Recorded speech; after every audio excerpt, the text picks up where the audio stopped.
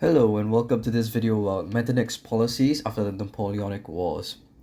Before we get started, some of you might be wondering, who is this? And why is this guy even important? Well, let me answer these questions in turn. First of all, here is a brief introduction to the man who would shape foreign policy in Europe for decades after the Napoleonic Wars. Clemens von Metternich was born into the House of Metternich in 1773 and was the son of a diplomat. He had a good education, but his study at the University of Mainz was disrupted due to the French Revolution. He followed in his father's footsteps, becoming a diplomat in late 1977 at the age of 24. He bounced around ambassadorial roles, including to the electorate of Saxony at Dresden, Prussia, and France. He was embroiled in a shifting political landscape amid the French ascendancy under Napoleon Bonaparte. In the aftermath of the Battle of Wagram in 1809, he took on the role of foreign minister after signing the Treaty of Schönbrunn, becoming foreign minister for the Austrian Empire afterward. He would then maneuver Austria through Napoleon's invasion of Russia and the War of the Sixth Coalition, going from ally to neutral to being a part of the coalition itself. He was then made a prince in 1813 for his astute judgment during this conflict, as choosing to become part of the coalition from being Napoleon's ally. After Napoleon's defeat, he also led the Austrian delegation at the Congress of Vienna, and he chaired and directed the Congress of Vienna as well. If you guys want to learn more about the Congress of Vienna, you can watch these two videos by Historia Civilis for further details. Very long videos, as you can see here. He then goes on to create the political framework known as the Metternich system. And afterward, he does a bunch of more stuff like becoming Chancellor of the Austrian Empire, putting down a bunch of revolts and stuff like that. But that is not relevant to what I'm looking to discuss today. Now, you might be wondering, why is this guy important? So what if this guy got all these roles like foreign minister, chancellor, and all that? It's because he created the framework that prevented war between major European powers from when he created his system up till World War One.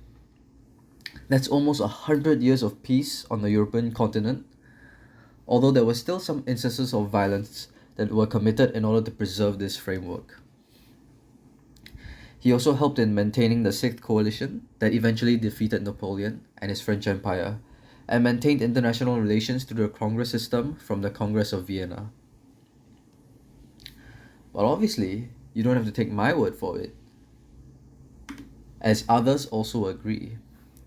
In Seri Lehmann's The Foreign Policy of Clemens von Metternich in the works of V.K. Nadler, Lehmann states that the main organizer of the Congress of Vienna and the true architect of the post-Napoleonic international order, which persisted under the name of the Vienna system of international relations for nearly a century, Metternich went down in history as a consistent supporter of legitimism, conservatism, and absolutism, and the enemy of liberal tendencies, particularly revolutions.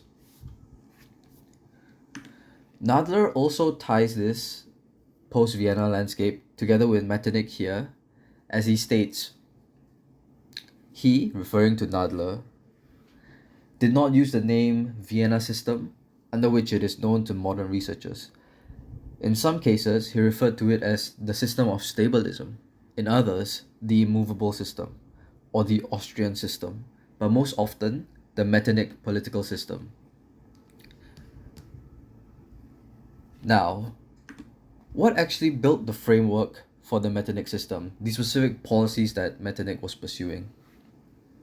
It all boils down to suppressing liberalism and nationalism through censorship and surveillance to prevent nascent states from getting to a place where they could revolt. So think about the small nation states that made up the German Confederation. He also snuffed out any revolutions that happened as they threatened the existing monarchical system and threatened the peace of Europe.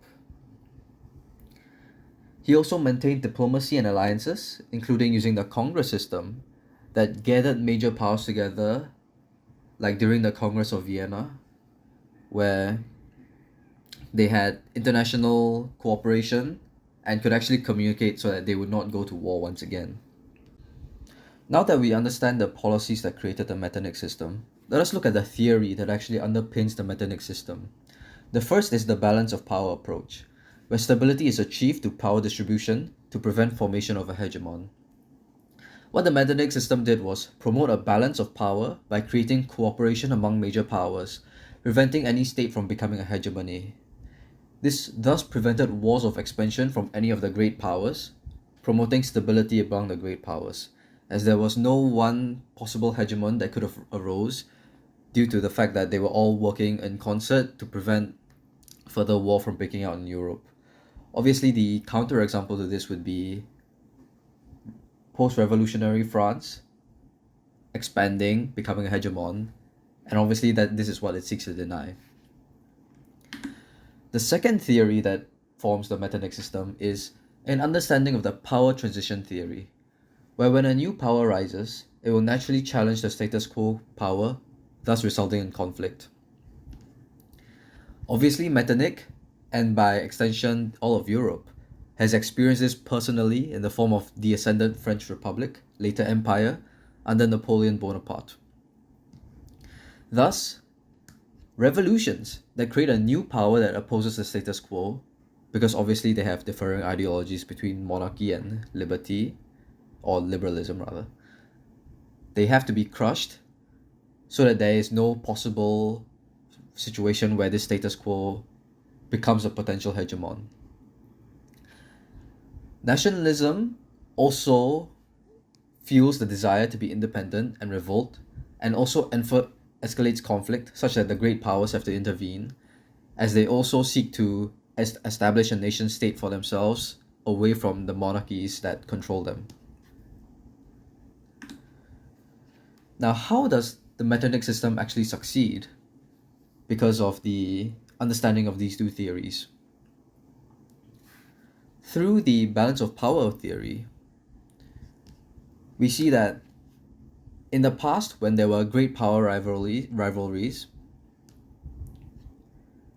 these adversarial relationships led to many wars, like the Wars of the Austrian Succession, 7 Years' War, and even the Napoleonic Wars.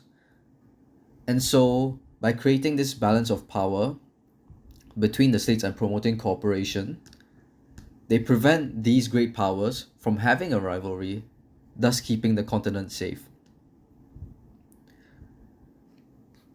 The second way it succeeds is through the creation of new rules and norms that are to be followed, especially after they were already broken once by the French Revolution. This is as the previously expected norm of monarchy was broken by that French Revolution, and its fallout was so great that the Metternich system was created to ensure that the norms of monarchy could be preserved, and this time, instead of implicitly, it was done through the watchful eye of the great powers, as they ensured that no revolutions could come out and actually threaten the peace and stability of Europe. Thus, the Metternich system proved highly successful at maintaining peace on the European continent, though it came at the cost of the 1830 and 1848 revolutions, which suppressed their liberty and all that. Though obviously this means that Metternich succeeded.